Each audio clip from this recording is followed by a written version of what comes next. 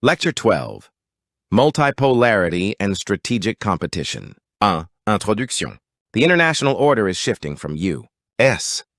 led unipolarity toward a more complex and contested multipolar system. While the United States remains highly powerful, China, Russia, India, the European Union, and several middle powers now increasingly shape global politics. This transition involves the decline of uncontested American dominance, the rise of multiple power centers, and intensifying U.S.-China strategic competition. 2. Transition to multipolarity. Multipolarity means power is distributed among several major states or blocs, rather than dominated by one or two powers.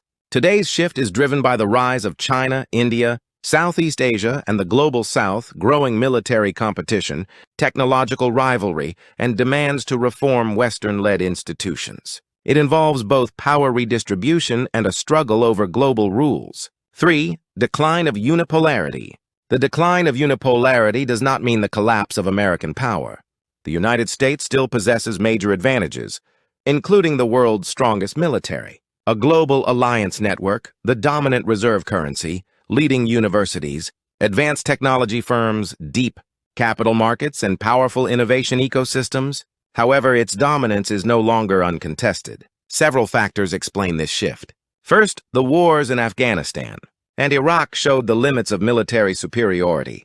The United States could defeat armies, but it struggled to build stable political orders. Second, the 2008 global financial crisis weakened confidence in Western economic governance and increased interest in alternative development models. Third, domestic polarization has raised doubts about the consistency and reliability of U.S. global leadership.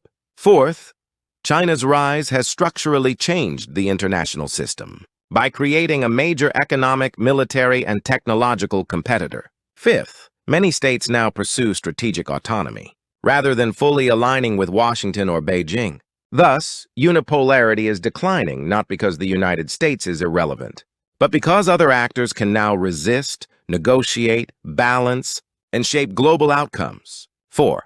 Decline of unipolarity. The decline of unipolarity does not mean the collapse of American power. The United States still possesses major advantages in the international system. It has the world's strongest military, an extensive global alliance network, the dominant reserve currency, leading universities, advanced technology firms, deep capital markets, and powerful innovation ecosystems. These strengths continue to make the United States a central actor in global politics. However, American dominance is no longer uncontested. Several factors explain this shift. First, the wars in Afghanistan and Iraq revealed the limits of military superiority.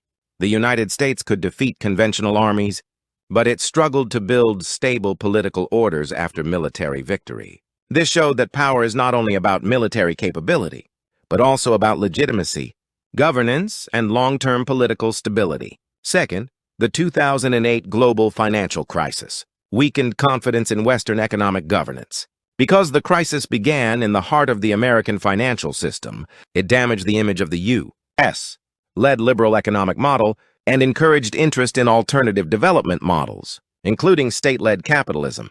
Third, domestic polarization has raised doubts about the consistency and reliability of U.S. global leadership.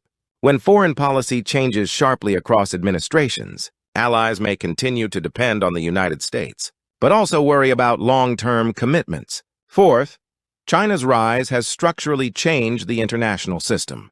China is now a major economic, military, technological, and diplomatic competitor. It can challenge U.S. influence in trade, supply chains, technology, infrastructure, and regional security. Fifth, many states now pursue strategic autonomy.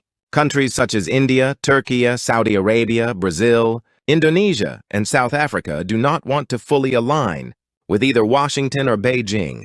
They seek flexible diplomacy and issue-based cooperation. Thus, unipolarity is declining, not because the United States has become irrelevant, but because other actors can now resist, negotiate, balance, and shape global outcomes. 4. Emergence of multiple power centers. The emerging multipolar order contains several power centers, but these centers do not possess the same kind of power.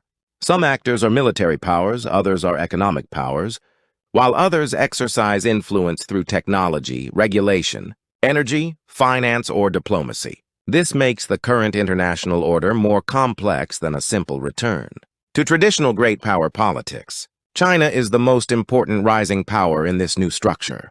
Its rapid economic transformation has made it central to global manufacturing, trade, infrastructure, investment, and technological competition. Through the Belt and Road Initiative, China has expanded its influence across Asia, Africa, Europe, the Middle East, and Latin America. Its military modernization has also changed the balance of power in the Indo-Pacific, especially around Taiwan and the South China Sea. China seeks not only economic growth, but also greater influence over international institutions and global norms. The European Union represents a different type of power center. It is not a unified military superpower like the United States, but it exercises strong economic and regulatory power. Through rules on data protection, digital markets, climate policy, competition law, consumer protection, and trade regulation, the EU shapes global standards. This influence is often called the Brussels effect, because companies outside Europe frequently adjust their practices to meet EU rules. India is also becoming increasingly important. It has the world's largest population, a growing economy, a strong technology and services sector, nuclear weapons, and a strategic location in the Indo-Pacific. India cooperates with the United States, Japan, and Australia through the Quad, but it also maintains strategic autonomy and relations with Russia and the global South. Its rise strengthens the multipolar character of world politics. Russia remains influential despite economic limitations. Its war against Ukraine has isolated it from much of the West. But Russia continues to affect global energy markets, nuclear politics, cyber operations, arms sales, and regional security. Japan and South Korea are also important power centers because of their advanced manufacturing, technology, finance, defense industries, and alliance roles. The Middle East is gaining strategic flexibility through energy resources, sovereign wealth funds, military capabilities, and regional diplomacy. At the same time, the Global South is demanding development finance, infrastructure, climate support, and greater representation in global governance. Therefore, the emerging order is not simply U.S. China bipolarity. It is a layered multipolar system in which many actors retain agency and shape global politics. FETS U.S. China strategic competition. The most important axis of contemporary strategic competition is the rivalry between the United States and China. This competition is not limited to military power. It includes economics, technology, trade, ideology, alliances, institutions, finance, supply chains, and global influence.